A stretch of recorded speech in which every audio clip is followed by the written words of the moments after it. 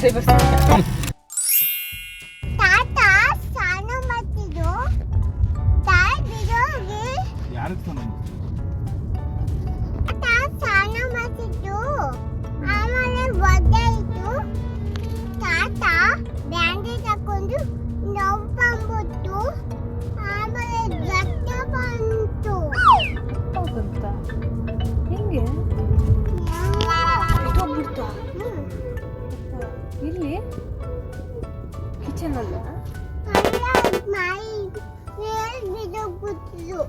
ಮೇಲ ನೀನು ಹೋಗಿ ಎತ್ತದ ಇಲ್ಲ ನಾನು ಎತ್ತೆ ಮತ್ತೆ ಬಿದ್ದೋಯ್ತು. ಆಮೇಲೆ ಎತ್ತೆ ಸರಿ ಹೋಯ್ತು.